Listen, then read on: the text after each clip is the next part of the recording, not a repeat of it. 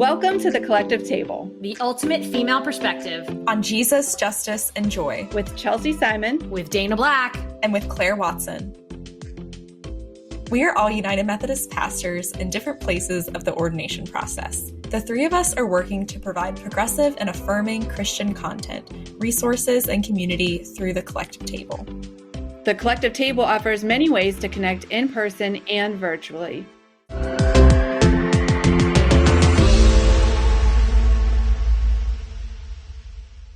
I want to begin by just thanking you, Valerie, for being here today. We're excited to host this discussion, and we've been looking forward to learning from you and hearing more about your story and how we can get involved in revolutionary love. I do want to just take a moment to do a brief introduction that I took from Valerie's website and then give a plug to Valerie's website. So Valarie Kaur is a renowned civil rights leader, lawyer, award-winning filmmaker, educator, innovator, and author of the #1 LA Times bestseller, See No Stranger. She is the founder of the Revolutionary Love Project, recognized by President Biden as a healing force for America. Valerie burst into global consciousness when her 2016 Watch Night Service address went viral with 40 million views worldwide. Her question, "Is this the darkness of the tomb or the darkness of the womb?" reframes the historical moment and is now a mantra for people fighting for change. There is so much more to say about Valerie, but I want to maximize our time with her. Given that, please check out her website, valeriekaur.com. Chelsea will add it to the chat so you can click on it. And kind of with that, let's just dig in. So I'm going to start with some questions. And again, if you have questions, you can put them in the chat or raise your hand. I wanted to kind of start in the beginning. We read this book and you write extensively about your family and your childhood in Clovis, California. You especially write about your relationship and its evolution with Papa G, your father's father, correct? My mother's father. Your mother's father, sorry. And in this fight chapter, you talk about, and I want to just check here for a moment. You say Sikh as we listen to the audiobook, but I've also heard Sikh, and I want to pronounce it correctly. So in Punjabi, it's Sikh with an aspirated H, but we, the faith, the community has been called Sikh for many years as well. So most likely we wouldn't correct you if you used it. We would just be grateful that you knew who we were. Oh. But you can say Sikh with an aspirated H to get extra points. Okay, excellent. Sikh with an aspirate. Okay, perfect. So you talk about the Sikh warrior tradition through the nonviolent lens, which I also noticed was included in Richard Rohr's meditation last week. If you listen to Richard Rohr, can you, as we start off, can you just tell us more about how this contributed to your understanding of justice and love as you grew and developed into the activist you are now, and just kind of open with that space? Let me first say it's so beautiful to be here with you all. And I'm just like taking a breath to sink in to this moment that we get to share together. It's Halloween day, so I just rushed back from picking up my daughter from preschool. And as soon as we're done, I'll be rushing to pick up my son in elementary school and making sure their costumes are still intact. So to have this moment of just deep breath is beautiful with you all.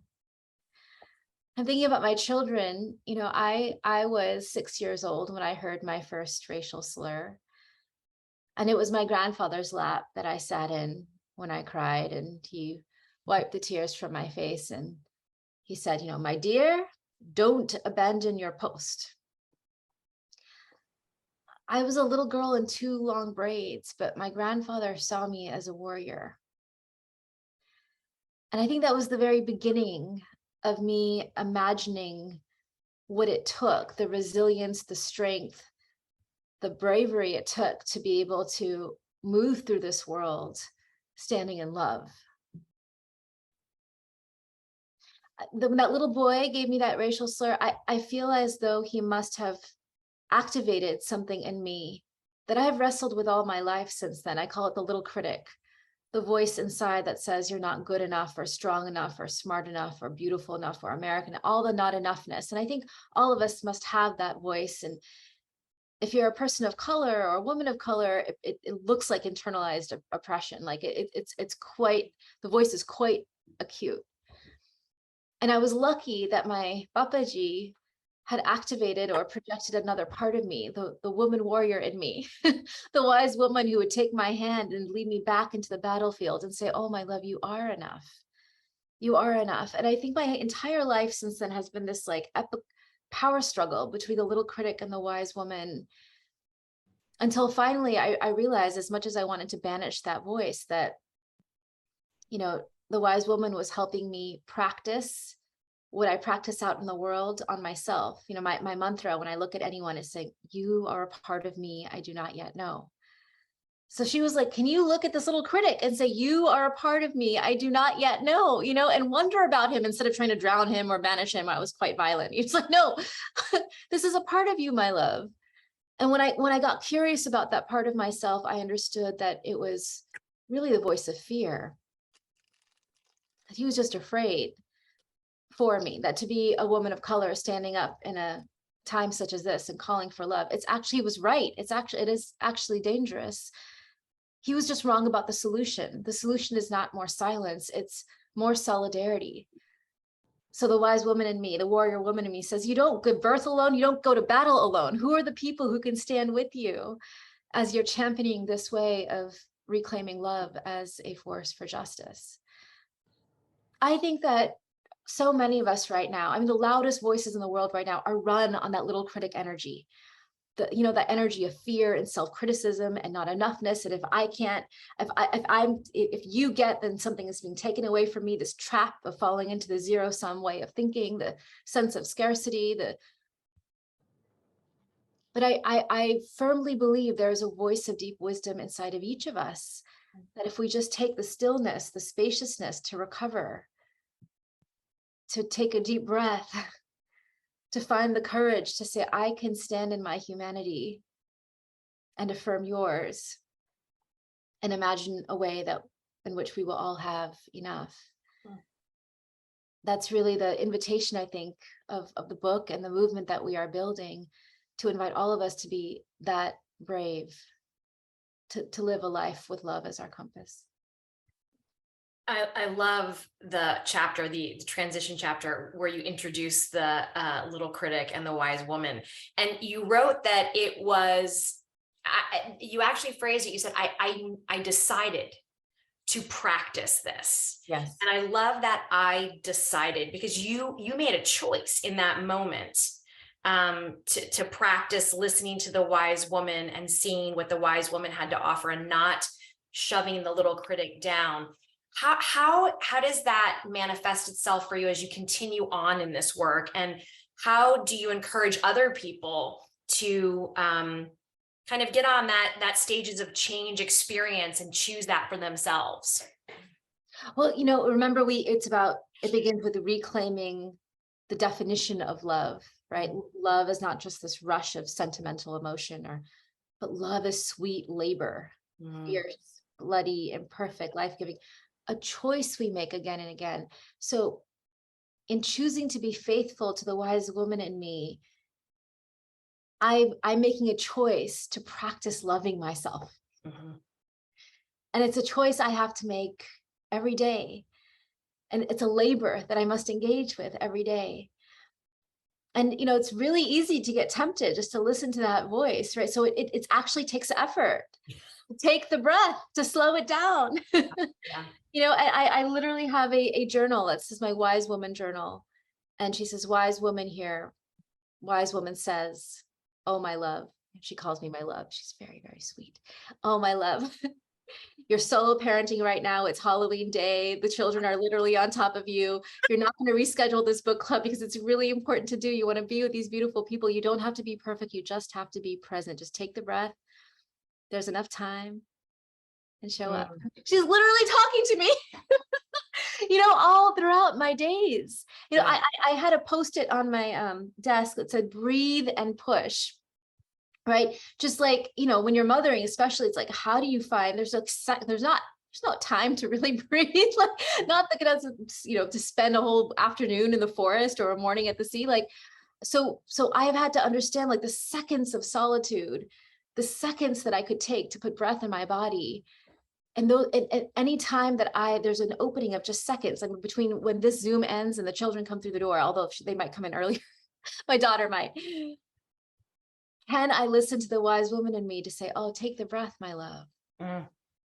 And then perhaps when she's like crying because she wants the candy before lunch, I will immediately snap at her. Right? Because I've taken breath in my body. It's like, it's so granular, like a big practice inside of the context of our own home and our most intimate relationships. Now imagine if we showed up that way for the opponents out there in the world. Like the world in here is just as real as the world out there. The same practices here equip us for how we show up for our most serious political opponents. And ironically, it's the same kinds of tools that I need to be able to return to my breath, to summon the wise woman, to lead with my wonder, not to react out of aggression, but to make space to be able to practice loving. Well, first, I just want to thank you because I'm a mom of, well, my oldest is now 23, my youngest is 14. And I just appreciate that you said you still snapped in one moment because, but yeah. So thank you for naming that. Yeah, you know, in fact, there's a whole part of the compass. There's a whole chapter on rage. Yeah.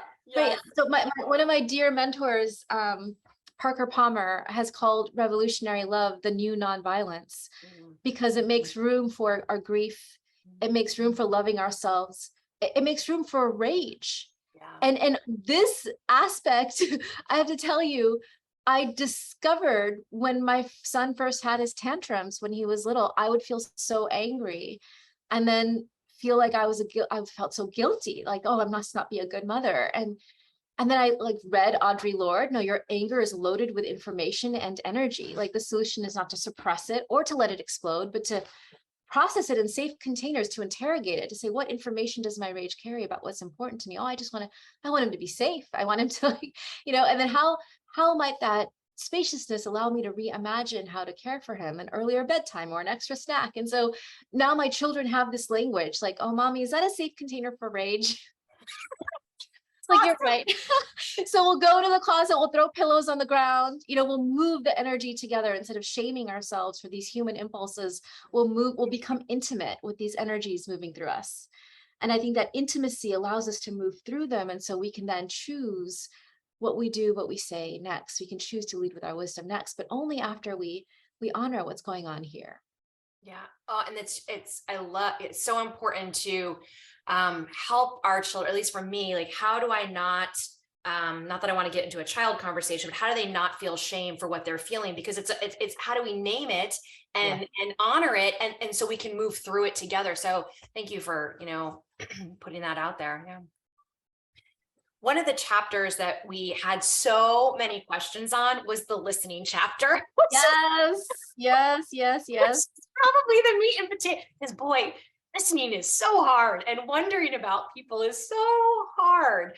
And so we spent a lot of time talking about this, and just the thoughtful and uncomfortable stories that you offered and we processed through.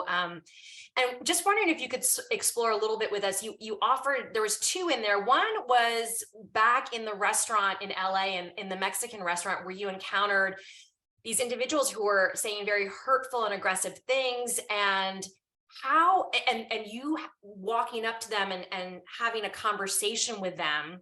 And then the other one we reflected on was the too polite. I call it the too polite scenario, when you were in South Carolina and the white evangelical woman, you know, gets up, and you ended up kind of agreeing because you wanted to seek out sameness but not difference. How do we think about these two situations, and how do we wonder, how do we listen, how do we have it's so, because I think for me, I'm thinking, how do they not avoid defensiveness going into these situations? How did you feel safe? How do you know if you're safe? Yeah. I guess that's a lot of questions in one, but. Well, okay. What I've come to learn is that human beings, we mirror each other. If we show up to a conversation with daggers out, then the person across from us will bring daggers out, and then there's no actual exchange, it's just clashing. Right. But if we choose to disarm and sit and lead with our wonder, like even when we're noticing the activation in our bodies. And this is where the somatic literacy is really important. And this is what I do with my children too. It's like, what are you noticing in your body? Your body will tell you. Like if you're thinking of an opponent right now and you feel a lot of activation, like your throat closes, your chest collapses, you're feeling, that's probably information that this is not necessarily the right time for you to engage with this opponent. Let other people do that work. Your role is to tend to your own trauma, your own rage, your own grief. But if you can't think of an opponent and you feel like a little bit of discomfort, there's enough spaciousness inside of you to wonder, and you really wonder, like, why? Why do they say that? Why do they believe that? What stories are like, why are they clinging to those stories? What are the algorithms that are producing that worldview? Like, why are they addicted to those algorithms? Like why? If you're really genuinely wondering why, and you decide to sit with someone, at first they'll be like, they'll want to pick up the arms every moment. But if you keep leading with your wonder, they might start allowing you to listen beneath the sound bites, beneath the slogans. You might start to access their story, their own lived experience. And once you hear their story, then you can start to see the wound, right? And that there are no such thing as monsters in this world, only people who are wounded, who say what they say, do what they do out of their insecurity or blindness or greed, but it doesn't make them any less dangerous. But when we see their wound, they lose their power over us. And we can become smarter about changing the context, the larger context that drive that behavior. So anytime that, and then sometimes, not always, but sometimes they just might start wondering about you too. They might want to hear your story. And when that happens, this magical space has opened up of genuine exchange. And we see that so there's such few representations of that way of listening in our culture, in our media landscape, in our news, in our politics, certainly. So it's the spaces where we're already gathering, like in schools, in churches, houses of worship, companies, where we're already gathering with people who are different from us. Can we create spaces of deep listening? And the primary goal, and this is how otherwise we're going to be disappointed. The primary goal is not to transform them in one conversation or to legitimize them or to compromise with them. Like if the primary goal is to understand them, then you're on a journey. And I have found that change has never happened in the course of one conversation, like deep change. It requires sustained listening, ongoing relationship. And I have to tell you, my update to you since I finished the book is, as you know, we reached out to Balbir Uncle's murderer. So Balbir Singh Sodhi, the first person killed in a hate crime after 9/11, was killed by Frank Roque, who was in a US prison. And we reached out to begin this process of forgiveness and then ultimately reconciliation. And in talking to him again and again and hearing his story, this man that I wanted to hate, I began to understand that so much of white nationalist aggression is rooted in unresolved grief. Wow. They are grieving the illusion that this nation ever belonged just to them in the first place. Yep. It might not be my role to tend to that grief, but it might be someone else's. It might be yours, neighbors, congregants, relatives. Because if you're not in relationship with them, then who is? And so this invitation that everyone has a different role in the labor at any given time. Revolutionary love is practiced in community. So to be literate, to be discerning about my particular role in the labor. Is it to love on others, to build deep bridges of solidarity? Is that where I'm most needed right now? Is it to reach out to some opponents because I'm positioned to love on them, to be in relationship with them, to listen to them into a possibility of transformation? Or is it to love on myself and my people right now who are hurting so much? I feel like in any given season of my life, there's one that I need that is dominant. And in any given day, it's like I'm approaching my life now as a series of experiments with revolutionary love. And I think of like the fact that revolutions happen not just in those big, grand public moments, but in the spaces where people are inhabiting a new way of being. So imagine if a critical mass of us became literate in our particular roles. Like, isn't that the deeper culture change, the consciousness shift that we are after in this larger era of transition. That's my new way of approaching social change. And so I really, this is I want to stick with this. And you said, I was curious to see how things had transitioned, because you end the book with going to see him for the first time, and he's not quite at a point where he's taking responsibility for what he does. So this relationship has continued, and now you're learning. You learned from him where that it was this grief, and are in your research, are you seeing that be consistent? And as white people, is that a role we have to play, is being in there and trying to understand, okay, where is this coming from? What's the underlying learned behavior? Is this grief? What's the deep wound? How do we be present for those individuals so that that's our piece to it? Yes, absolutely. Let me say first that I was engaging with Frank for some years, and then I got the news from a letter that was sent to us from the prison that he had died quite unexpectedly. And when I told Rana Sodhi, this was just a few months ago, when I told Rana Sodhi, he said, they're together now. Wow. Frank and Balbir, they're together. He's asking to hug him. Oh, wow. Very powerful. In reconciliation, you can never go to the point before the abuse has happened. There's no going back. But there is moving forward in a new way of returning to wholeness, to be broken and whole. And I think what I experienced in my family, in my community, that I think is the only hope for the country at large. There's no going back to before colonization and genocide and enslavement. There's only going forward in a way that acknowledges and reconciles with the past and finds a new way of being whole and together. And I think so many, especially in the progressive social justice spaces, I know that many white people tell me they think that their role right now is to be quiet and just let the people of color lead. And I appreciate that impulse, because we have been marginalized for so long, but say, no, we actually need you. You have a very particular role to play. That I think that this could be the generation where white people are redefining whiteness, so that it's not just synonymous with domination or blindness, but what if to be white was to be an accomplice, to be an ally, to co-conspire, to create that new whole, and to do that grief work. I mean, for white people to become a minority in this country in a beautiful, graceful way, that's happening in our lifetime. And that's never happened before. You know, will we continue to teeter on the brink of civil war in the next 20 years? Or will we begin to birth a nation that has never been a multiracial democracy?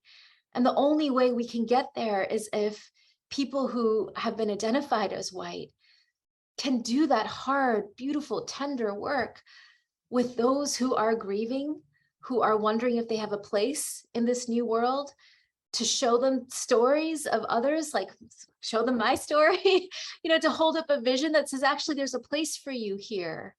There's a place for you here. It's not replacement theory. It's reimagining a mosaic in the country where if you see us lifted up, you will be lifted up too.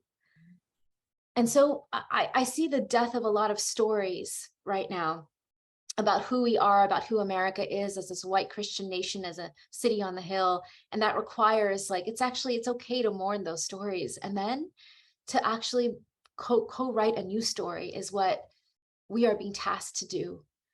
And to do that in each of our own ways, from where we are, could this be the beloved community we're living into? And I know it sounds so big, but if we could just take our corner, our small patch of sky, right? Like our corner of the world, and live into it here, then all together, that's stitched together for the change that we need at large.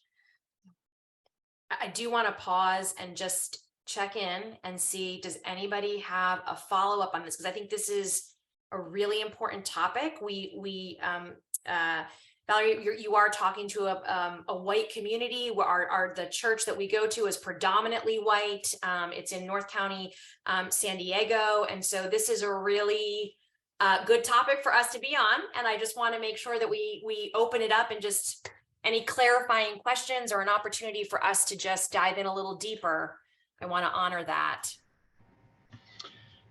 Yeah, Dana, I kind of had a corollary question, I guess. In the book, you talk a lot about the system and how the system needs to change, systematic racism. And it just seems like the system is people, and it's people that have to change. And when you put it in that context, I'm just wondering if it gives people permission to say, oh, well, that's not me, that's the system. And, that's other people will do that, but, the government's doing it or somebody's doing it. And I don't know, it strikes me as, is there another way to put it that would inspire more action? Or, I'm not articulating that very well, but it just seems like it makes it so it's nobody's fault when you put it as it's the system that needs to change. Well, the only way it will change is through us. And in order to change the system, we have to change ourselves to awake to what we've just gotten so used to. I mean, that moment at Guantánamo really sealed it for me. When I was speaking to that young soldier on Guantánamo Bay and and then finally listening to his story and understanding how he was cast in this larger narrative where we'd all been given roles, me as witness, the prisoner, Omar Khader as the prisoner, this young soldier as the guardian, the perpetrator in the story, that we had all inherited Guantanamo and that we had inherited Guantanamos.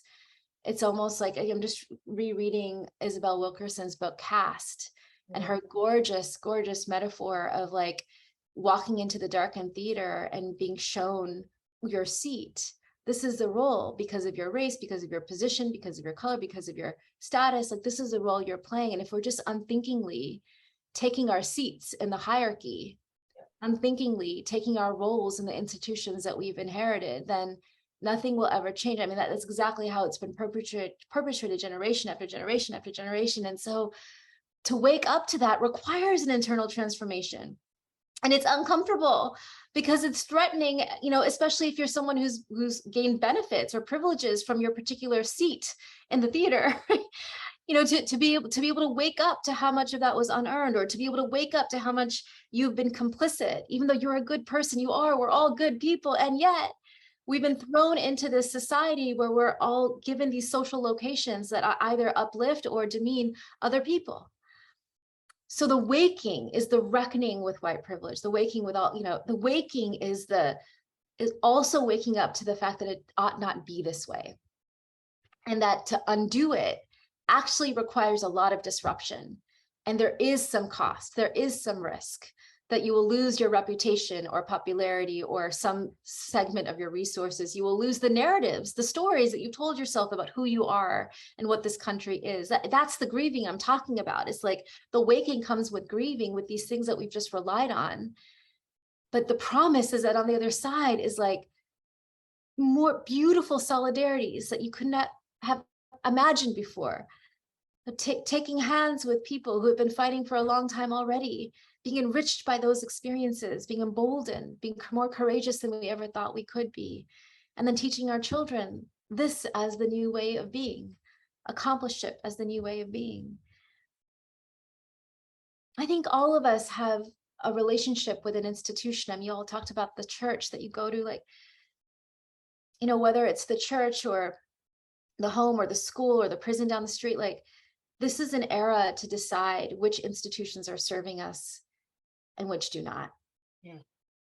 Which are so monstrous, they need to be dismantled. Like, I think Guantanamo needs to be dismantled, as with most prisons in the country, right? Which are so monstrous, they need to be dismantled. And which need to be reformed or reimagined. The schools, for example, or the churches, perhaps, into a more life-giving version of themselves. And that kind of transitioning an institution is long labor, is courageous labor, and requires a small pocket of people to be doing that internal work as they're doing the external work around them.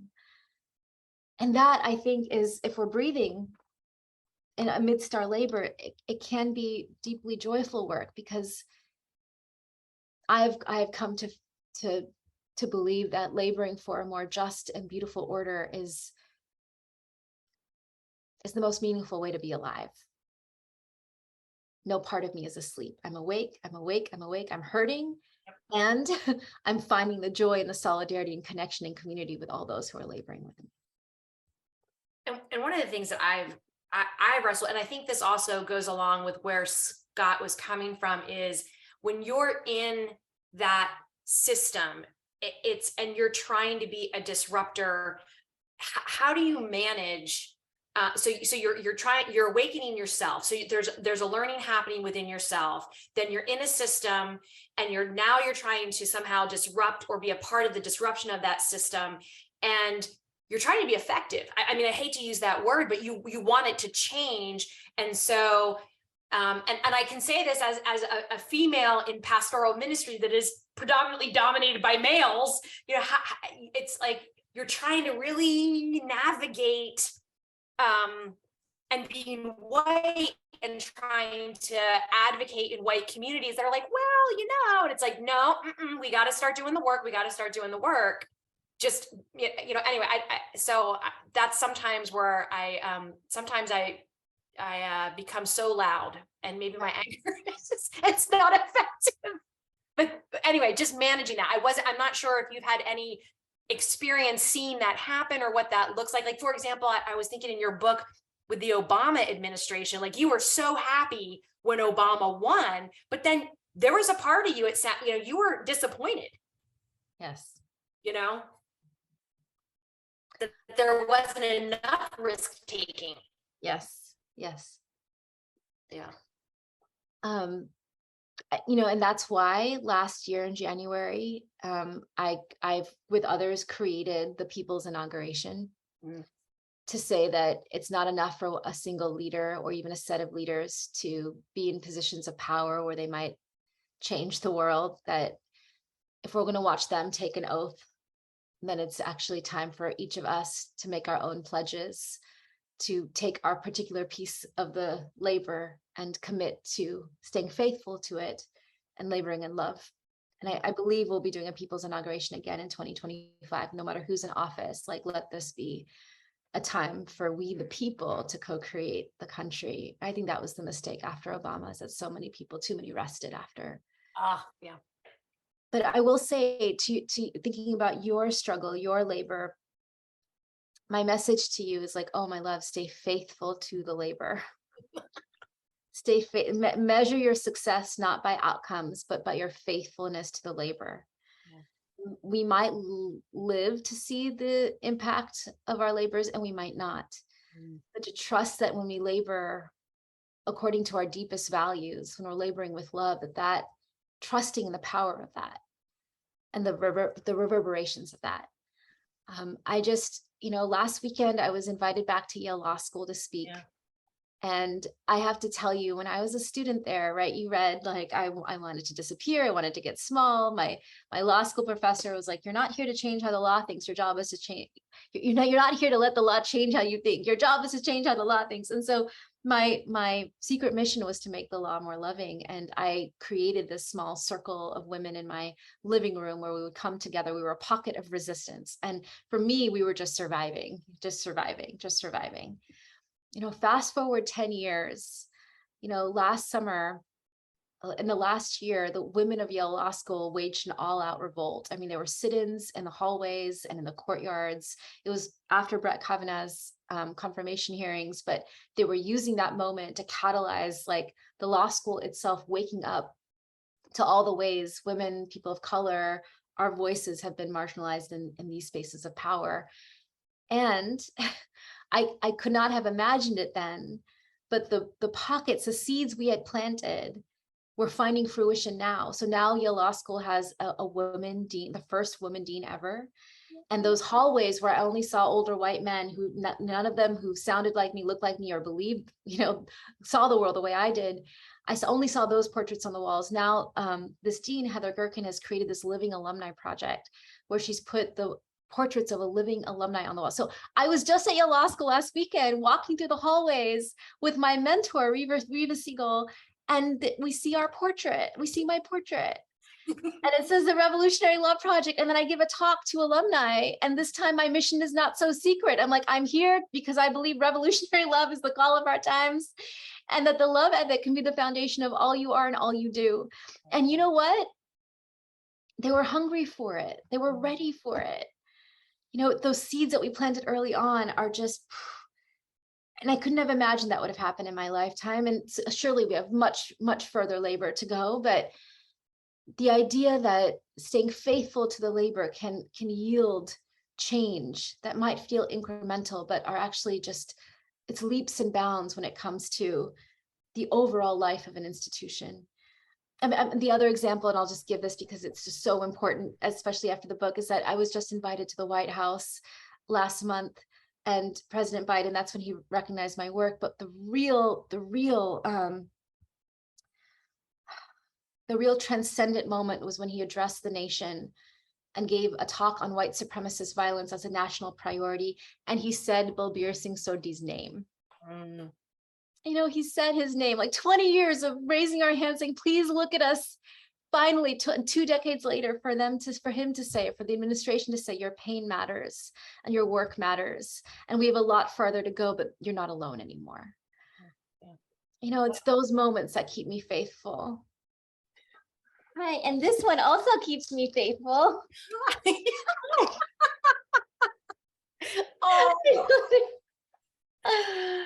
This is Chelsea.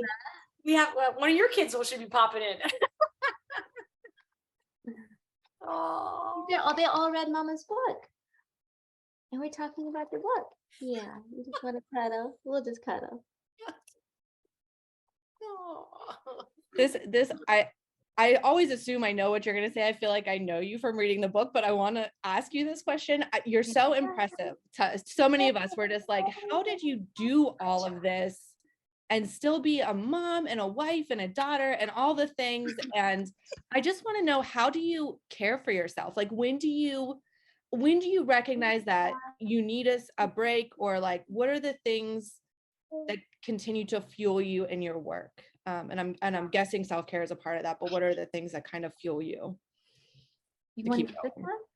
Yeah. Well, you can see, like, it feels impossible every day, and yet we get through every day somehow. Anandi, can I tell them a story about what happened last summer when you sat on my head? Can I tell them that? Okay, Anandi and I were playing in our downstairs in our little play area when this was the thick of the pandemic, and she climbed on top of my head and sat there for a minute, and then she climbed back down and said, biggest smile, she said, "Mommy, I went #1 on your head." Remember that? Yeah. I turned to my husband and I think it's time for a break. Mommy needs a break now. It's time for mommy to have a break now. He sent me to a hotel down the street for a couple nights because I was losing my mind. And then we went to the forest together. A few weeks later, we decided to take a trip as a family and to breathe. Yeah. To breathe. Oh boy, I so get that. Thanks, Chelsea. Oh man. It's just, and that's why I don't use the word self-care anymore. Like it's community care. It's like, I'm so lucky. I have a husband, I have parents who are co-raising. We have an intergenerational home. They're co-raising the children with us. That's the only way I can mother them and mother the movement and still, like, be breathing every day. And there's of course there's so many women who don't have those layers of support. And so how can we create more spaces like this where we can be well when the labor is so hard and so long? Yeah. Well, and you talk about, I love that. Actually, I think it was Claudia that brought this quote in, that you say revolutionary love can only be practiced in community. And everything I'm hearing from you is community. Yes. In community. The intergenerational home to caregive for children, community. Yes. Yeah. Yes, absolutely. Yeah. Valerie, Evan, I remember you talking about that your work is a feminist intervention, and the way that we think of, like, I think that's why it made so much sense to me about emotion and introspection and breathing. And I'm wondering though, what pushback do you get, and how do you respond to that?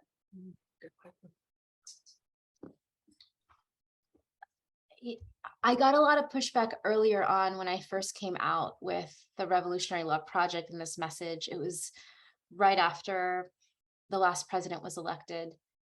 And I got messages from activists who I loved and respected saying, you know, I'm ready for war, not love. Right. And I understood, you know, there's so much trauma. It's almost like seeing what was being done to our people and the onslaught. Just how could you not just want to take up arms? And there is like a section of the compass that's about fighting. Like, so I want to honor that. And there's only so long that you can run on the fumes of hostility before you start to worry that you're becoming what we're fighting against. And so fast forward 5 years, I have some of those same folks are coming to my door now saying, okay, how do we last? How do we last? How do we last? And a lot of the early, you know, pushback was like, why should I give my opponents any time, any attention, you know, when they've taken so much from me? And I'm like, well, my response is, you don't have to. You know, the framework is such that your only job is to give other people permission to do that labor, you know, to see their humanity as you receive the support you need. That it doesn't have to be, it doesn't have to take away from what you need either. So the idea, I think, and this is again the new nonviolence, I think I've been able through time, the framework has been tested and tested, the compass has been tested, and because it's flexible and dynamic and people hold it in community. In the last year, the big thing in the last year is that communities have started to self-organize around the compass. In churches, I get folks saying, well, it says love thy neighbor in our scriptures, but how do we put that into practice in a world as dizzying as this? And so they're doing sermon series or book series around it. In schools, this was really surprising to me. Elementary schools, like they're saying, well, we want to teach our children social emotional learning, but we don't know how to do it in a world in crisis. And you're giving us a way to do it that gives them the lens of justice as well. So they're starting to take up revolutionary love as the ethic of a school culture. And companies, they're saying we're hitting a wall of DEI.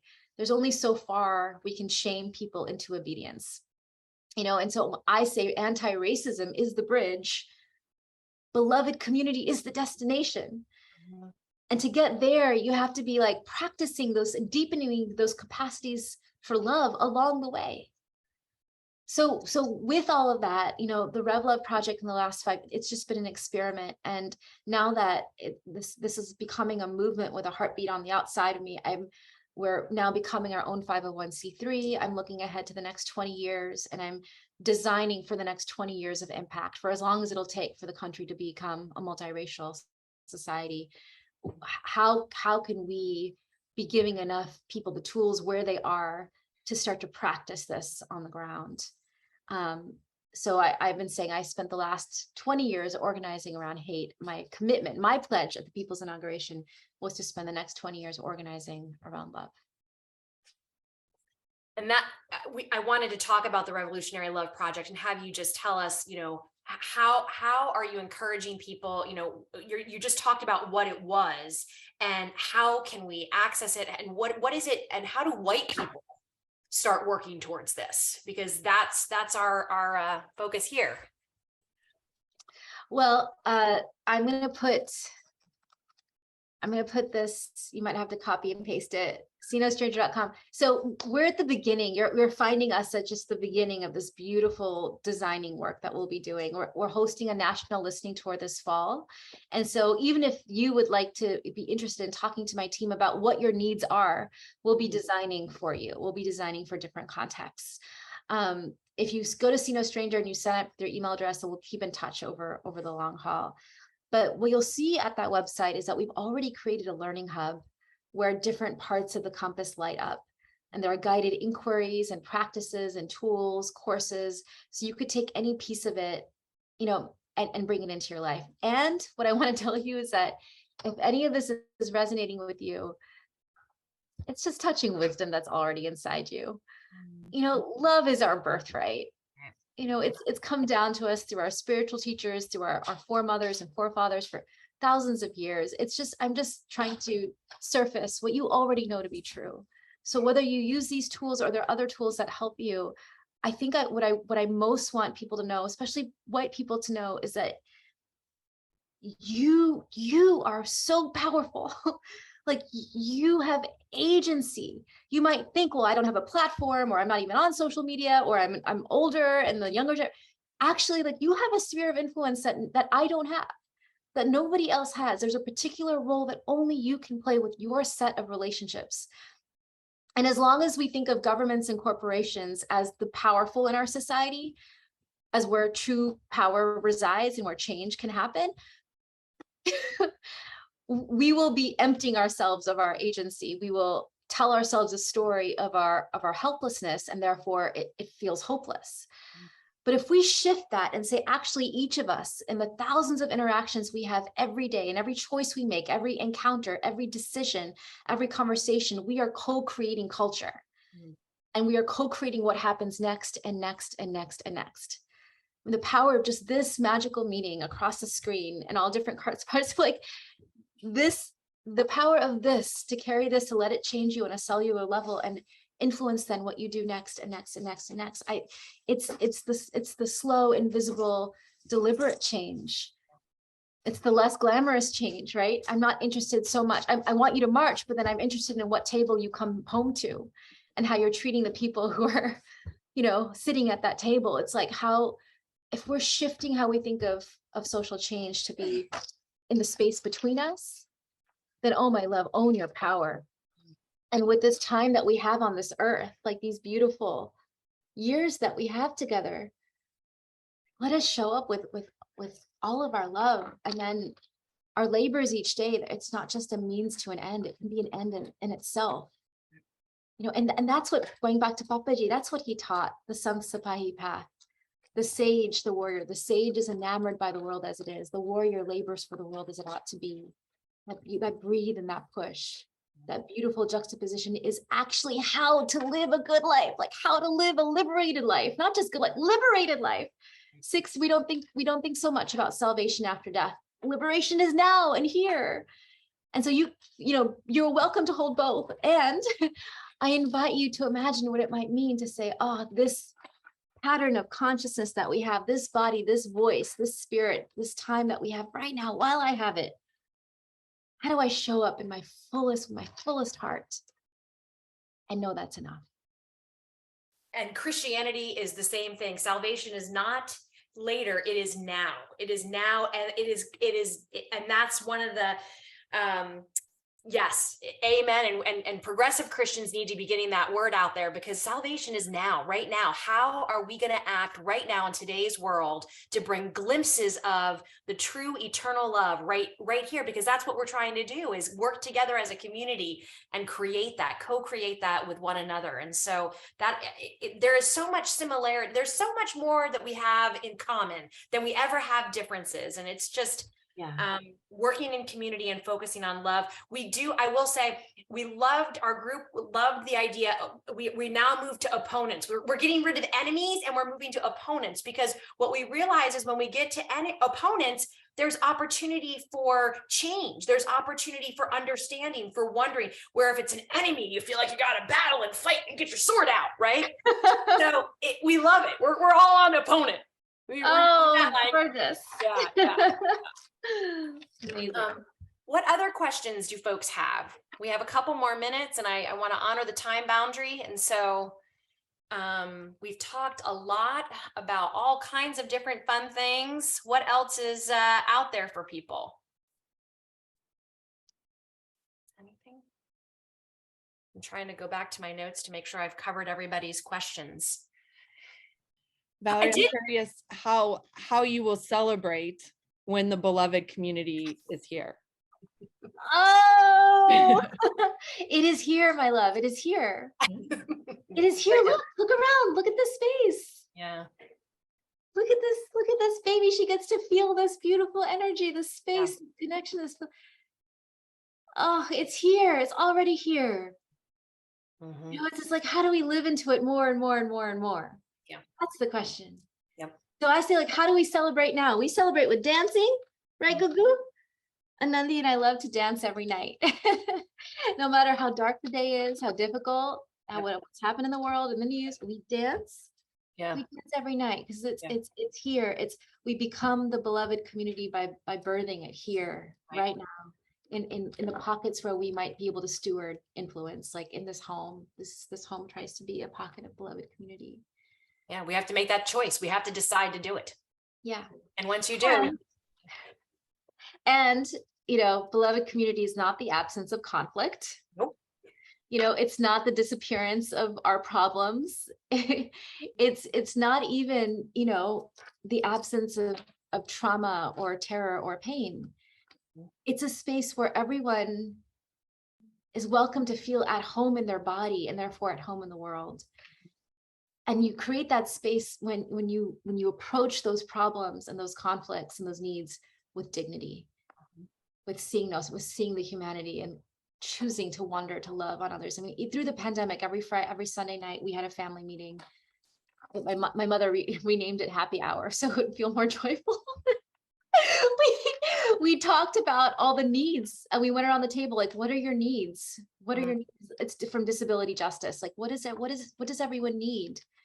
How are your needs being fulfilled for this coming week? And we'll all co-conspire to fulfill those needs. It's like, that's the beloved community, right? Where we're like in the labor together. Yeah. But leading with love on all sides. Yeah. And there's enough to celebrate it now, even as we build it out and out and out. Okay. Anything else that comes up? We will be, I have the website and we will be continuing to check into that and find out how we can engage with this work. Any other questions? Claudia, go ahead.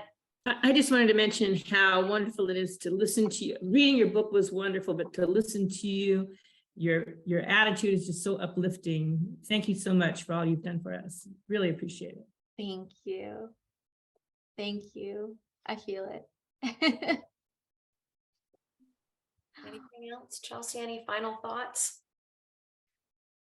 I just I echo the just thank had you. Oh, Donna, go ahead, Donna. Go Yeah, Donna. I was interested in your interpretation of the symbolism in your prayer. The hot winds cannot touch you. What are the hot winds? Oh, No one's ever asked me that before. It's such a good question. You know, I'm thinking of all the moments where I have sang that. So, Dati vana lagi, bad ram shanai, jogad hamare ram kar, dukh lage na pai. My mother is singing that to me while I'm birthing Ananda into the world. I'm singing that to my grandfather as he's taking his last breaths on this earth. I'm singing it for Joyce as I'm putting her body into the cremation and the fires take her. Yeah. We're singing it when the forest fires almost took the sequoias that we love so much. Kavi wanted to sing it when the war in Ukraine began, imagining a shield. And I just sang it in Merced, where a Sikh family was brutally taken. yep. So what are the hot winds? You know, you might still be afflicted. You might still have pain visit you and horrors visit you. You might lose your life. And yet the hot winds cannot touch you. You are shielded by love. I think there's that still small part of us that cannot be touched. You know, maybe it's where spirit resides or soul resides or a wise woman resides, like to say that there is something deep, deep, deep, deep inside of us that can be the center that holds us together. through whatever forms we take on this earth. I'm gonna have to think more about it. I feel it, but it's hard to find language for it, right? I know, that was pretty powerful. That was pretty good. That was what a great question, Donna. Chelsea, do you have anything you want to? I mean, because that was just so good to end on, as that is the world we live in. Yeah, we hold both. Well, with that, I mean, Valerie, I want to just thank you, and we are grateful that you are here with us today, with our group, our people, and just I know that we're humble and we're excited and we're wrestling and trying to figure this all out, but your words have moved us. So thank you. Thank you. Oh my goodness. And your presence has nourished me. These questions, this community, it's so beautiful. Thank you. It's nourished both of us, right? Hi. Oh, I miss having children that little. Just remember the number 1 in your hair.